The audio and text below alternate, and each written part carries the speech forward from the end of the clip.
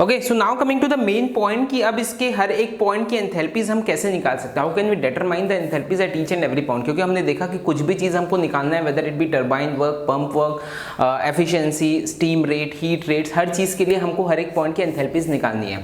तो अब एंथैल्पीज अब कैसे निकाल सकते हैं, तो बहुत सिंपल है, इसको बहुत ध्यान से समझना। ये चीज़ समझ में आ गई तो इसमें के क्वेश्चंस कोई भी हो हमसे बन जाएंगे। तो एंथैल्पीज कैसे निकाल सकते हैं, लेट्स सपोज हम कंसिडर कर रहे हैं फ्रॉम पॉइंट 1। ओके, तो पॉइंट 1 जो हमको दिख रहा है यहाँ पर सुपर हीटेड स्टीम। एक एग्जांपल लेके चलता हूँ। लेट्स सपोज पॉइंट 1 का जो प्रेशर है that is let's suppose 20 bar and temperature is let's suppose 300 degree centigrade. Okay, तो एक चीज़ तो सबसे पहली चीज़ हमको स्टीम टेबल से ये समझ में आ जाएगी कि डेट एट 20 बार और 300 डिग्री सेंटीग्रेड पे जो हमारी स्टीम मिलेगी that will be a super heated steam. Okay, तो अगर सुपर हीटेड स्टीम है तो डायरेक्टली आप स्टीम टेबल से उसमें उसकी एंथैल्पी देख सकते हैं, उसकी एंट्रोपी देख सकते हैं, उसकी सारी प्रॉपर्टीज देख सकते हैं, सुपर हीटेड प्रॉपर्टीज देख सकते हैं। ऑब्वियसली गेट एग्जाम में स्टीम टेबल अलाउ नहीं रहती है, तो उसमें आपको वो फिगर दे देगा कि at 20 bar and 300 degree centigrade steam की जो एंथैल्पी है वो इतनी है। तो यहाँ से आपको मिल जाएगा H1 और साथ ही साथ आपको मिल जाएगा S1। ओके, तो क्या किया हमने, पॉइंट 1 पे देखा, पॉइंट 1 पे हमारी स्टीम जो थी वो सुपर हीटेड स्टीम थी, तो हमको सुपर हीटेड स्टीम की प्रॉपर्टीज वहां से मिल गई, स्टीम टेबल से H1 मिल जाएगा और S1 मिल जाएगा। मान लो कि बात अगर ये सैचुरेटेड स्टीम है, ये यहाँ इस पॉइंट पे लेट्स सपोज 1 डैश पे है, तो यहाँ पर हमको डायरेक्टली ये H1 डैश जो है that will be equal to Hg at pressure P1। ये प्रेशर है हमारा P2, ये प्रेशर P1, तो H1 dash is equal to Hg, यहाँ इस पॉइंट का Hg, तो Hg at pressure P1, that's it. Getting this not. Okay, तो ये H1 मिल गया अपने को, S1 मिल गया। अब ध्यान दो इधर, now process 1-2 ideally we are considering it as reversible adiabatic process और you can also call it as isentropic process. Okay, तो पॉइंट 1 और पॉइंट 2 की एंट्रोपी जो है वो सेम रहेगी। Why? Because this an isentropic process. तो S1 will be equal to S2, ये चीज क्लियर है, S1 will be equal to S2। Okay, now अब S2 में अब अपने को क्या करना है, अब ध्यान दो इधर, पॉइंट 2 जो है, अब हो सकता है मैंने तो इसको अंदर बनाया, हो सकता है आपको ये बाहर भी मिल जाए कई बार। गेटिंग दिस, तो उस चीज को कैसे चेक करेंगे, that whether this particular point 2 is in wet steam region और it is in super heated region. तो उसके लिए क्या करेंगे, यहां पर चेक करो that if S2 is less than Sg। Okay, यहाँ पर अगर हमको हमारी अगर सैचुरेटेड स्टीम रहती है तो उसकी एंथैल्पी कितनी होगी, Sg होगी। तो अगर हमारा S2 is less than Sg at pressure P2, then ये कौन सी स्टीम है, then this is a wet steam. और अगर ये Sg से ज़्यादा आता है then it will be a super heated steam. Generally wet steam region में ही आपको ये पॉइंट मिलेगा, ये पर्टिकुलर पॉइंट मिलेगा। Getting this not. तो क्या किया हमने, यहाँ पर S1 निकाला, S1 is equal to S2 and if S2 is less than Sg, S2 अगर हमारा Sg से कम है then it is a wet steam. और अगर ये वेट स्टीम है देन ऑब्वियसली हमको सबसे पहली चीज क्या निकालनी पड़ेगी, इसका dryness fraction. Okay, dryness fraction कैसे निकाल सकते हैं, this S2 will be equal to what, Sf plus X2 Sfg, कहाँ पर, एट प्रेशर P2। तो प्रेशर P2 पे आप Sf देख लीजिए, इस पॉइंट की एंट्रोपी, Sfg देख लीजिए, Sg minus Sf। Okay, and you will get the value of this X2। क्यों, आपके पास S2 है, Sf है, Sfg है प्रेशर P2 पे, तो यहाँ से हम X2 की वैल्यू निकाल सकते हैं। यस और नो, गेटिंग दिस। तो X2 मिल गया हमको, ड्राइनेस फ्रैक्शन मिल गया। अब ड्राइनेस फ्रैक्शन मिल गया तो अब क्या करना है, अब H2 की वैल्यू निकालनी। तो H2 will be equal to what, Hf plus X2 Hfg, simple है, एट प्रेशर P2। तो सेम चीज़ प्रेशर P2 पे Hf देख लीजिए, Hfg देख लीजिए, X2 हमारे पास है, तो यहाँ से हमको H2 की वैल्यू मिल जाएगी। ओके, तो क्या क्या मिल गया हमको, H1 मिल गया एंड देन H2 मिल गया। Getting this. देन H3 निकालना बहुत सिंपल है, H3 तो आपको दिख रहा है सीधा सीधा Hf वाला पॉइंट है ये, तो H3 will be equal to Hf at pressure P2। P2 pressure पे आप Hf देख लीजिए, तो यहाँ पर ये पर्टिकुलर पॉइंट की एंथैल्पी मिल गई हमको H3। Getting this not. Okay, then अब आ जाते हैं पॉइंट 4 पे। अब यहाँ पर ध्यान देना, अब पॉइंट 4 पे हम किस तरह से निकाल सकते हैं। ओके, तो यू कैन से कि ये क्योंकि अगेन ये रिवर्सिबल एडियाबैटिक प्रोसेस है तो S3 is equal to S4 कर दीजिए, कर सकते हैं हम, लेकिन उसमें आपको कुछ रिजल्ट नहीं मिलने वाला। रिजल्ट क्यों नहीं मिलने वाला, क्योंकि ये पॉइंट 4 जो है ये एक लिक्विड रीजन का पॉइंट है। तो आप S3 is equal to S4 भी अगर कर दे तब भी आपके पास टेम्परेचर पॉइंट 4 का टेम्परेचर तो नहीं मिलने वाला। Getting this. तो इसलिए क्या कर सकते हैं, और उसका एक दूसरा तरीका है, उसको हम क्या कर सकते हैं, now we know what, TdS is equal to DH minus VdP। ये फॉर्मूला मैंने आपको बताया है, TDS is equal to DH minus VDP। Okay, now point 34 sorry process 34 में हमारी एंट्रोपी जो है वो कांस्टेंट है, that means DS is equal to 0, entropy constant है। तो क्या मिल गया हमको, process 34 for process 34 DH will be equal to VDP, yes or no? Okay, or you can say DH means H4 minus H3 is equal to V into P1 minus P2। अभी P1 minus P2 क्यों है, क्योंकि यहाँ की entropy कितनी है, यहाँ का प्रेशर कितना है, यहाँ का प्रेशर हमारा P1 और ये नीचे का यहाँ का प्रेशर हमारा कितना P2, तो ये कितना हो जाएगा V into P1 minus P2। Now the question arises, ये V क्या है, ये V कौन सा V है, ये V है हमारा V3। ओके, और V3 will be equal to V4 रहेगा। वाई, बिकॉज यहाँ पर हमको कौन सा स्टेट मिल रहा है, वो स्टीम हमने क्या किया, यहाँ पर हमने कंडेंस करके उस स्टीम को बना दिया पूरी तरह से लिक्विड सॉरी, लिक्विड हमने बना दिया। अब liquid is almost incompressible, liquid जो रहता है स्पेशली वाटर जो रहता है, that water is almost incompressible. तो जब इनकम्प्रेसिबल है तो उसको अगर मैं उसका प्रेशर बढ़ा भी रहा हूँ तब वो कंप्रेस नहीं हो रहा है, उसकी स्पेसिफिक वॉल्यूम जो है वो चेंज नहीं हो रही है, दैट विल बी कांस्टेंट। इसका मतलब क्या हुआ, इसका मतलब ये हुआ that V3 will be equal to V4, तो यहाँ की हमारी जो स्पेसिफिक वॉल्यूम है वो सेम रहेगी। और V3 निकालना तो बहुत सिंपल है, V3 is nothing but VF कहाँ पर, एट प्रेशर P2 प्रेशर पे आप VF की वैल्यू निकाल लीजिए, that is nothing but V3। और क्योंकि ये incompressible, again I will repeat, because this particular working fluid is incompressible, water जो हम वर्किंग फ्लूइड ले रहे हैं डेट इज इनकम्प्रेसिबल, तो लिक्विड फॉर्म में क्योंकि इनकम्प्रेसिबल रहता है इसलिए यहाँ पर हम V3 is equal to V4 ले सकते हैं। तो अब क्या कर सकते हैं, H4 minus H3 is equal to V3 into P1 minus P2। अब यहाँ क्या क्या चीज़ है हमारे पास, V3 निकाल गई, हम V3 हम निकाल सकते हैं, P1 की वैल्यू है, P2 की वैल्यू है, H3 की वैल्यू है, तो यहाँ से हम H4 की वैल्यू निकाल सकते हैं। गेटिंग दिस नॉट, सिंपल है, बस इतनी सी चीज आपको करनी है। ओके, क्या किया हमने, H1 निकाला, S1 निकाला, S1 is equal to S2 किया, S2 से X2 निकाला, यहाँ का ड्राइनेस फ्रैक्शन, X2 से H2 निकाला, यहाँ की एंथैल्पी, फिर यहाँ पर आ गए H3 निकाल लिया, H3 is what, HF at point P2 at pressure P2। Then फिर यहाँ पर आ गए, यहाँ पर क्या किया हमने, H4 minus S3। Okay, H4 minus S3 is nothing but V into P1 minus P2। तो अब हमारे पास यहाँ V की वैल्यू है और P1 माइनस P2 की वैल्यू है, तो इसलिए हम डायरेक्टली यहाँ से H4 की वैल्यू निकाल सकते हैं। And what actually is this H4 minus S3, अब यहाँ ध्यान दो, ये H4 माइनस S3 इसी को हमने क्या कहा था, this was nothing but pump work, इसी को हमने पंप वर्क भी कहा था, याद होगा आपको। H4 minus S3 change in enthalpy between these two points is nothing but the pump work, यही हमारा पंप वर्क है। तो अब देखो यहाँ पर pump work is equal to V3 into P1 minus P2 आ गया। ओके, और ये बहुत इंपॉर्टेंट चीज है, इसलिए and this is the main reason you can say why Rankine cycle is so much popular than other cycles like Brayton cycle etcetera, because उसमें जो V3 की वैल्यू है, इसमें पंप वर्क जो हमको मिलता है, pump work is very very very less. अगर आप VF की वैल्यू देखेंगे, V3 is nothing but VF eight pressure P2, आप स्टीम टेबल में अगर VF की वैल्यू देखेंगे, किसी भी प्रेशर में आप देख लीजिए, उसमें कहाँ से स्टार्ट होगी VF की वैल्यू, 0.000 समथिंग, इस तरह से वैल्यू रहती है VF की। मतलब वो V3 की वैल्यू लिक्विड का जो स्पेसिफिक वॉल्यूम है वो बहुत कम रहता है। गेटिंग दिस नॉट, और यही कारण है, अभी मैंने आपको थोड़ी देर पहले यही चीज बताया था कि क्यों हम इसको, जो हमारे पास ये स्टीम मिलती है, वेट स्टीम मिलती है, क्यों इसको हम ठंडा करते हैं, क्यों ठंडा करते हैं, ताकि हम लिक्विड में उसको ला सके। और लिक्विड में मैंने बताया कि वर्क डन बहुत कम होता है, तो वर्क डन कम क्यों होता है, ये चीज आपको यहाँ से समझ में आ रही है, वर्क डन कम क्यों होता है, because work done on this pump is nothing but V3 into P1 minus P2, और ये V3 की वैल्यू लिक्विड के लिए बहुत बहुत बहुत कम होती है। गेटिंग दिस नॉट, तो इसलिए पंप वर्क की वैल्यू बहुत कम रहती है। टरबाइन तो नेटवर्क जो रहता है, नेटवर्क हमको बहुत ज्यादा मिलेगा। What is network, network is what, W turbine minus W pump. Okay, pump work जितना हम कम करेंगे उतना ही ज्यादा हमको नेटवर्क मिलेगा। Getting this? This is the reason why Rankine cycle is so much popular. Why? Because pump work उसमें बहुत कम मिलता है, तो एक तरह से ये पॉजिटिव वर्क की टरबाइन, पॉजिटिव वर्क का पावर प्लांट रहता है, बिकॉज हमको नेटवर्क जो रहता है वो बहुत ज़्यादा मिलता है, because pump work is very very less. Getting this on, तो इस तरीके से आप हर एक पॉइंट पे एंथैल्पीज निकाल सकते हैं। Once you have the enthalpies at each and every point, मैंने आपको बता दिया है कि आप नेटवर्क कैसे निकाल सकते हैं। W turbine minus W pump, W turbine is what, H1 minus H2, W pump is what, H4 minus H3। Then you can also determine Q1 is what, H1 minus H4। तो यहाँ से आप efficiency निकाल सकते हैं, efficiency is what, W net by Q1 then you can determine the steam rate, then you can determine the heat rate and so on. So I hope ये वाली चीज़ आपको क्लियर हो गई होगी।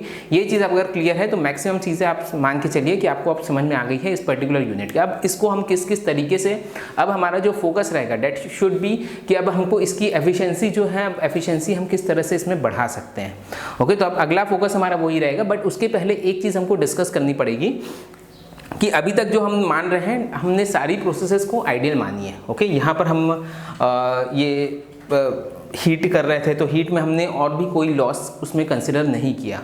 यहाँ हमने एक्सपेंड किया तो हमने उसको मान लिया रिवर्सिबल एडियाबैटिक एक्सपेंशन। हाउएवर हम ये चीज़ जानते हैं कि रिवर्सिबल प्रोसेस एक्चुअल में पॉसिबल नहीं है। तो हर जगह कुछ ना कुछ लॉस होगा। यहाँ आप हीट दे रहे हैं तो वहाँ पर भी हो सकता है कि जितनी हीट आप दे रहे हैं पूरी की पूरी हीट मिलेगी नहीं, कुछ हीट लॉस होगा, वहाँ पर कुछ प्रेशर लॉस होगा, कुछ पाइप में जो फ्रिक्शन लॉस हो रहा है फ्रिक्शन के कारण लॉस होंगे। यहाँ पर आप टरबाइन में जा रहे हैं, टरबाइन में कुछ लॉस होगा बिकॉज ऑफ रिवर्सिबिलिटीज। यहाँ आपने रिवर्सिबल प्रोसेस कंसिडर की है, यहाँ फिर से ये पाइप में जा रहा है, फिर से कुछ लॉस हो, तो हर एक पॉइंट पे आपको कुछ ना कुछ लॉसेस मिल रहा है। वो कोई किसी भी लॉस को हमने यहाँ पर कंसिडर नहीं किया। तो पहले तो हम ये डिस्कस कर लेते हैं कि किस किस तरह के लॉसेस हमको मिलेंगे और उन लॉसेस के कारण जो हमारी चेंज, एंथैल्पी चेंज मिलेगी वो हम कैसे डिटरमाइन कर सकते हैं। देन वी विल कम कि किस तरह से अब हम इसकी एफिशिएंसी के, पावर प्लांट की एफिशिएंसी को हम इंप्रूव कर सकते हैं। Okay, so coming to the losses in power plant or you can say the actual vapor power cycle। अभी जो हमने देखा that was the ideal vapor power cycle। Now coming to the actual cycle। actual cycle में कहाँ पर losses हमको मिलते हैं। Okay, तो हमने power plant को मैंने किस तरह से बनाया था। You are having a boiler। boiler से कहाँ जाता है ये, टरबाइन में, टरबाइन से गया condenser, condenser to pump and then to the boiler. Okay, ये बनाने में कितना टाइम लगा मुझे, hardly 20 to 30 seconds. Okay, but ये क्या इतना इजी रहता है क्या पावर प्लांट? Obviously not. ये जो चीज़ मैं 30 सेकंड के अंदर अंदर आपको बना के बता दिया, ये कई किलोमीटर्स में ये पावर प्लांट जो है वो फैला रहता है। ओके, और इतना इजी, इतना सिंपल जितना दिख रहा है इतना सिंपल इसका कंस्ट्रक्शन नहीं रहता है, कॉम्प्लिकेटेड रहता है। ओके, कहने का मतलब ये है कि बॉयलर में, बॉयलर से टरबाइन में जाते जाते ही हो सकता है कई किलोमीटर्स की इसकी पाइपलाइन रहे। देन टरबाइन अलग जगह है, देन टरबाइन से कंडेंसर में जाते हुए फिर ट्रांसफ़र होगा। इस तरह से कई सारी जगह से वो ट्रांसफ़र होता है। तो ऑब्वियसली कुछ ना कुछ लॉस वहाँ पर होंगे। जो चीज़ हम आइडियल प्रोसेस मान रहे हैं ऑब्वियसली वो चीज़ आइडियल तो हो नहीं सकती। जैसे हमने देखा कि बॉयलर में जितनी हीट आई उतनी पूरी की पूरी हीट हमने यूज़ कर ली। ऑब्वियसली ये चीज़ पॉसिबल नहीं है। जब आप बॉयलर से उसको टरबाइन में भेज रहे हैं तो हो सकता है कि पाइपिंग में 100% इंसुलेशन भी पॉसिबल नहीं होता, तो कुछ एक हीट जो है वो बाहर लॉस होगी। उसके अलावा पाइप में जितने आप प्रेशर में आप दे रहे हैं, जितना हेड उसमें है वो हेड भी लॉस होगा उसमें। Why? Because of friction. Pipe से अगर पास हो रही है, अगर हम हाई प्रेशर की चीज़ पाइप से पास कर रहे हैं, ऑब्वियसली फ्रिक्शन के कारण क्या होगा, उसका हेड लॉस होगा और उसका प्रेशर भी जो है वो कुछ डाउन होगा। Getting this? तो इस तरह के कई सारे लॉसेस इसमें रहते हैं। तो वो लॉसेस पूरे तो हम ऑब्वियसली हम नहीं पढ़ेंगे, बट कुछ एक लॉसेस जो हमारे काम के हैं या काम आ सकते हैं उस तरह के लॉसेस हम इसमें पढ़ते हैं। ओके, तो सबसे पहला जो लॉस है that is the piping loss. Piping loss जैसे मैंने अभी आपको बताया, when it passes through the pipe obviously उसमें फ्रिक्शन होगा। ओके, जब हाई हेड का, हाई प्रेशर का हम स्टीम उसमें पास कर रहे हैं, हाई प्रेशर हाई टेम्परेचर की स्टीम पास कर रहे हैं, तो क्या क्या लॉस होगा। एक तो इसमें फ्रिक्शन के कारण उसका हेड लॉस होगा।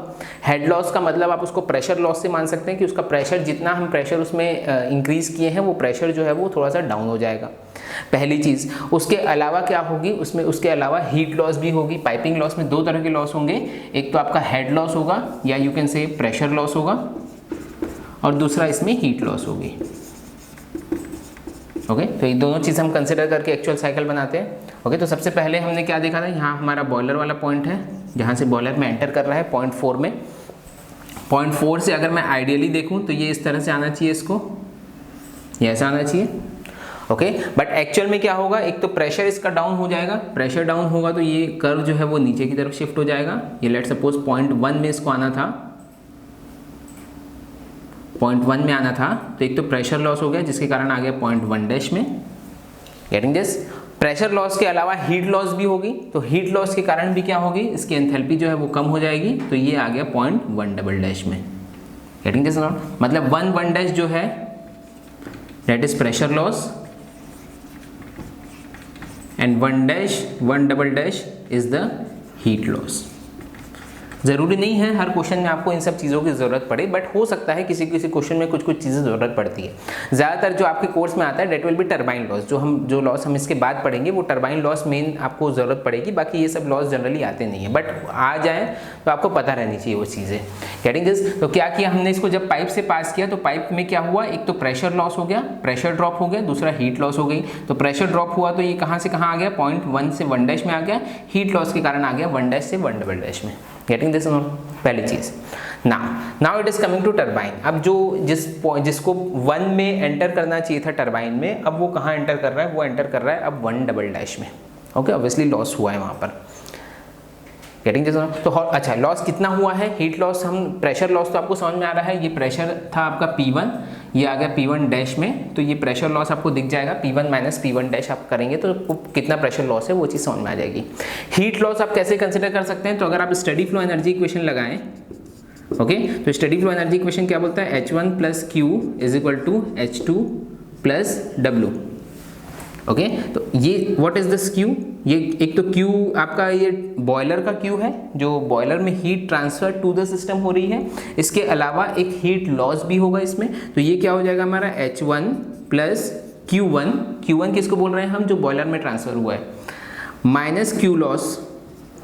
ओके, इसके अलावा Q लॉस भी होगा, ये while transferring it to the turbine कुछ एक हीट उसमें लॉस होगी, this will be equal to H2। तो जो एक्चुअल इक्वेशन बॉयलर का बनेगा it will be like this, H1 plus Q1 minus Q loss is equal to H2। तो यहाँ से हमारा Q लॉस मिल जाएगा which will be equal to H1 minus H2 plus Q1। Getting this on? Okay, next coming to the turbine loss. Second जो loss होगा that will be the turbine loss. Second is turbine loss. Okay, अब turbine में क्या क्या loss होगा, obviously एक तो आपका हीट लॉस तो होगा ही, जहां भी स्टीम जा रही है ऑब्वियसली 100% इंसुलेशन पॉसिबल नहीं हो पाता है, तो ऑब्वियसली जहां जहां स्टीम जाएगी वहां कुछ कुछ अमाउंट में हीट लॉस होगा, whether it pass through any pipe और whether it pass through turbine, हर जगह हीट लॉस तो होगा ही। तो सेम चीज़ अभी तक हमने टरबाइन का इक्वेशन क्या देखा था, H1 plus Q is equal to H2 plus W, यहाँ हम हीट को 0 कर देते थे।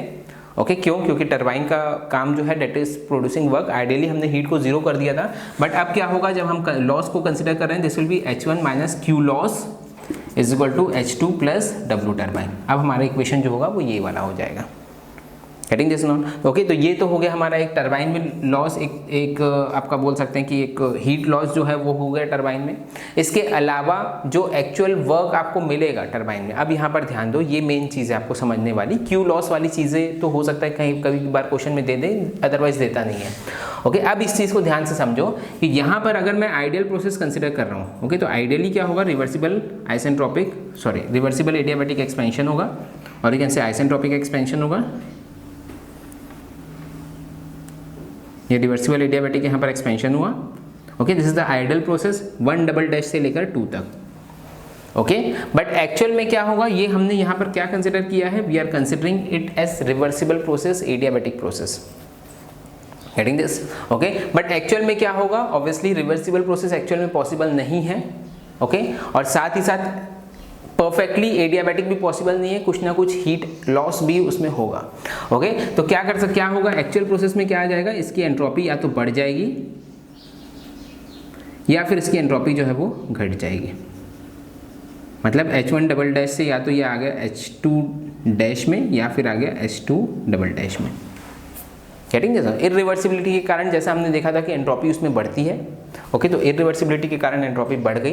नाउ यू विल से कि सर एंट्रोपी कम कैसे हो सकती है। ओके, तो अब इसको ध्यान दो कि ये जो हम बात कर रहे हैं ये इस पर्टिकुलर प्रोसेस की बात कर रहे हैं, ये पूरी कंप्लीट साइकिल की बात नहीं कर रहे। कंप्लीट साइकिल में जब आप देखते हैं या फिर एक complete total entropy change of universe जब देखते हैं, तो total entropy change of universe जो है डेट इज ऑलवेज पॉजिटिव।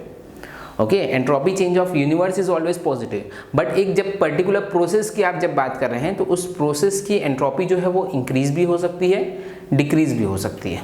इसको आप इस तरीके से समझिए कि टोटल एंट्रोपी चेंज के 2 कारण होते हैं, मैंने आपको बताया था। एक होता है डेल एस जनरेशन और एक होता है डेल एस ट्रांसफर। ओके, एक तो होता है डेल एस ट्रांसफर, एक होता है del S generation. Del S transfer जो होता है, याद करिए सारी चीज़ें मैं आपको बता चुका हूँ। डेल एस ट्रांसफर होता है, this is because of heat transfer. If heat is transferred to the system, अगर मैं हीट ट्रांसफर कर रहा हूँ टू द सिस्टम देन उसकी एंट्रोपी जो है वो बढ़ेगी। अगर मैं हीट सिस्टम से निकाल रहा हूँ देन उस सिस्टम की एंट्रोपी जो है वो घटेगी। ये चीज़ क्लियर है। दूसरा होता है डेल एस जनरेशन। ये del S generation is because of irreversibility. Okay, तो ये डेल एस ट्रांसफर जो है ये आपका पॉजिटिव भी हो सकता है, ये नेगेटिव भी हो सकता है और ये जीरो भी हो सकता है। यही समझ आ रही है। अगर if heat is transferred to the system del S transfer will be positive, if heat is extracted from the system del S transfer will be negative. और अगर कोई हीट ट्रांसफर नहीं हो रहा है जैसा कि एडियाबैटिक प्रोसेस में होता है then del S transfer is zero. तो ये जो डेल एस ट्रांसफर वाला जो पार्ट है it can be positive, negative और zero. But del S generation जो होगा that is always positive. Del S generation जो होगा that is because of irreversibility. ये जो हो रहा है ये इरिवर्सिबिलिटी के कारण हो रहा है, तो ये हमेशा हमेशा हमेशा पॉजिटिव रहेगा। Getting this? तो टोटल एंट्रोपी किस पे डिपेंड करती है? टोटल एंट्रोपी डिपेंड करती है एक तो आपका डेल एस ट्रांसफर पे, दूसरा डेल एस जनरेशन पे। तो अगर आपका डेल एस ट्रांसफर, मान लो कि बात हीट इज, जो हीट लॉस आपकी सिस्टम से हो रही है, if heat is lost from the system और वो ज़्यादा हो रही है as compare to del S generation, del S transfer जो है नेगेटिव एंट्रोपी जो हो रही है because heat is lost from the system, अगर ये चीज़ ज़्यादा हो रही है as compare to del S generation then obviously आपका जो डेल एस इस प्रोसेस में आएगा, चेंज इन एंट्रोपी जो आएगी that will be negative. Getting this not? और ये अगर कम हो रही है हीट ट्रांसफर जो है, जो डेल एस ट्रांसफर जो हमको मिल रहा है डेट इज कम negative as compare to del S generation, तब आपको ये जो पर्टिकुलर चीज़ है आपकी एंट्रोपी जो है वो इंक्रीज होगी। Getting this not? Okay, generally entropy increase होगी तभी हमारा पावर प्लांट जो है वो इफेक्टिव रहेगा, अगर अदरवाइज हमारा पावर प्लांट इफेक्टिव नहीं रहेगा। अगर हीट ट्रांसफर ज़्यादा हो गई उस चीज़ से तो हमारी एंट्रोपी अगर इस पॉइंट पे डिक्रीज हो जाती तो ऑब्वियसली पावर प्लांट जो है हमारा एफिशिएंट नहीं रहता है। Getting this not? ओके, तो यहाँ पर अब हमको क्या करना पड़ेगा? ऑब्वियसली अब यहाँ पर हमको टरबाइन की एफिशिएंसी निकालना पड़ेगा। वाई? क्योंकि कुछ एक लॉसेस हो रहे हैं, तो उस लॉसेस के कारण हमको देखना पड़ेगा कि हमारा टरबाइन आखिर कितना एफिशिएंट है। ओके, तो एफिशिएंसी निकालने के लिए क्या करते हैं? टरबाइन की एफिशिएंसी निकालने के लिए क्या करेंगे? This turbine efficiency is equal to what? Actual work upon ideal work.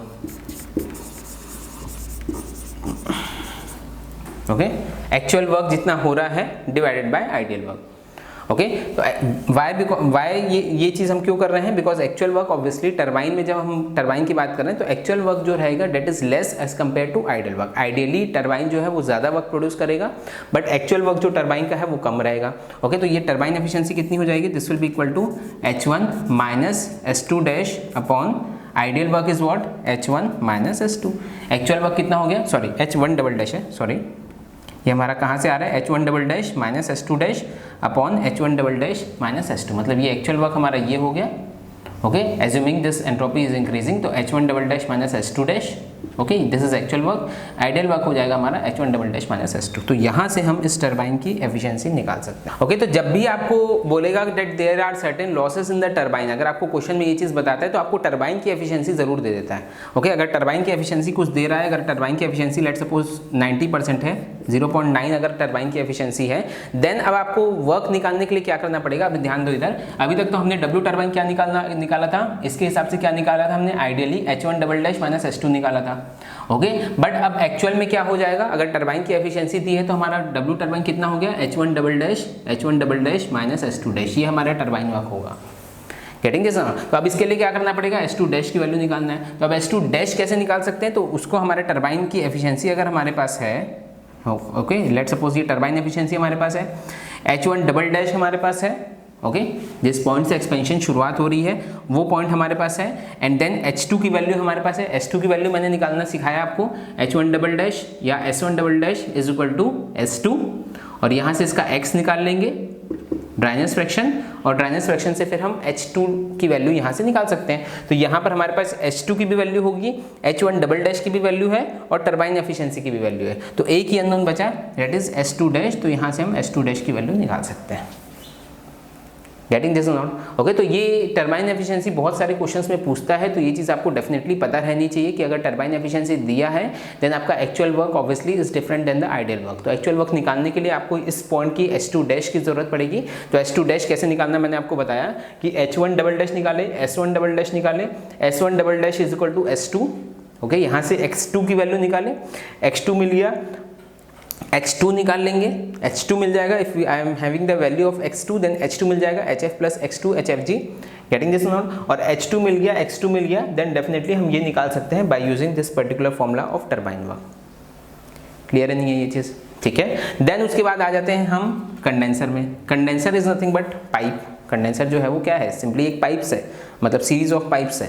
तो सीरीज ऑफ पाइप से फिर ट्रांसफर होगा, देन ऑब्वियसली प्रेशर जो है वो कुछ और ड्रॉप हो जाएगा। यहाँ जिस प्रेशर में हमको मिलना चाहिए था उस प्रेशर से और ये नीचे चले जाएगा, तो ये आ गया P2 डैश में। Getting this not? ओके, तो प्रेशर लॉस होगा कुछ, हीट लॉस तो ऑब्वियसली कंडेंसर का फंक्शन ही हीट लॉस होता है, उससे ज़्यादा हीट लॉस क्या करेगा वो, ठीक है। Then coming to the pump, फिर से ये अब आ गया पंप में, तो अब ये पॉइंट में आना चाहिए था इसको 0.3 पे, बट ये आ गया 0.3 डैश पे। अब ये पंप में आएगा तो 3 to 4 again isentropic compression. Okay, अब ये आइसेंट्रोपिक कंप्रेशन है, आइडियली हमने माना आइसेंट्रोपिक कंप्रेशन, बट एक्चुअल में क्या होगा, अगेन ऑब्वियसली एंट्रोपी जो है वो इसकी इंक्रीज होगी, यहाँ से 3 डैश से आ गया 4 डैश में। ओके, तो सेम चीज़ यहाँ पर हम पंप एफिशिएंसी का फॉर्मूला लगा सकते हैं। अच्छा, पंप एफिशिएंसी क्या होगा, हमने जो टरबाइन एफिशिएंसी देखा था that was actual work upon ideal work, क्योंकि एक्चुअल वर्क टरबाइन का कम होगा, टरबाइन का काम है वर्क प्रोड्यूस करना, तो आइडियली टरबाइन जो है वो ज़्यादा वर्क प्रोड्यूस करेगा, एक्चुअल वर्क जो होगा टरबाइन का कम होगा as compare to ideal work, पहली चीज़। बट पंप का फंक्शन क्या है, पंप का फंक्शन है वर्क को कंज्यूम करना, तो आइडियल पंप हम किसको बोलेंगे, जो कम वर्क कंज्यूम करेगा। Getting this not? तो इसमें टरबाइन में क्या हुआ था, हमारा एक्चुअल वर्क कम मिल रहा था, आइडियल वर्क ज़्यादा था टरबाइन में। यही चीज़ पंप में उल्टी हो जाएगी, पंप में क्या होगा, हमारा आइडियल वर्क जो रहेगा वो कम रहेगा, एक्चुअल वर्क ज़्यादा रहेगा, बिकॉज पंप का फंक्शन है वर्क को कंज्यूम करना। ओके, और वर्क अगर कंज्यूम कर रहा है वो, तो आइडियल पंप हम किसको बोलेंगे, जो कम से कम वर्क कंज्यूम करें। Getting this not? तो पंप की जो एफिशिएंसी है that will be equal to ideal work upon actual work, that's it. ठीक है, तो सेम चीज H4 डैश निकालने के लिए हम ये फॉर्मूला यूज कर सकते हैं, if I am having the pump efficiency, तो आइडियल वर्क इसका कितना है, ideal work is what, H4 minus S3 dash, ये हमारा आइडियल वर्क हुआ H4 माइनस S3 डैश, और एक्चुअल वर्क कितना हो जाएगा, this will B H4 dash minus S3, that's it. तो ये यहाँ से हमको मिल जाएगा, H4 डैश की वैल्यू आप यहाँ से निकाल सकते हैं, and if you are having the value of H4 dash then आप पंप वर्क निकाल सकते हैं, which will be equal to H4 dash minus S3 dash. Okay, तो डायरेक्टली या तो ये नीचे ये वाली जो क्वांटिटी इसको आप डायरेक्टली पंप वर्क ही बोल सकते हैं, तो डायरेक्टली यहाँ से पंप वर्क आप निकाल सकते हैं। Getting this? तो आई होप ये चीज़ क्लियर है कि अगर कुछ लॉसेस अगर आपको दिए हैं तो उन लॉसेस को आप किस तरह से आपको कंसिडर करना चाहिए। ज़्यादा जो लॉसेस दिए रहते हैं डेट इज टरबाइन एफिशिएंसी और पंप एफिशिएंसी इस तरह का देता है। उसके अलावा अगर आपको हीट लॉस भी दे देता है, कहीं पर किसी टरबाइन में हीट लॉस हो रहा है या फिर बॉयलर में हीट लॉस हो रहा है, तो उस हीट लॉस को भी आपको यहाँ पर उस चीज़ को कंसिडर करना है। Getting this? तो ये है हमारा एक्चुअल वेपर पावर साइकिल। अभी ये इसके पहले जो हम देखा था डेट वाज आइडियल साइकिल, अब ये आ गया हमारा एक्चुअल साइकिल।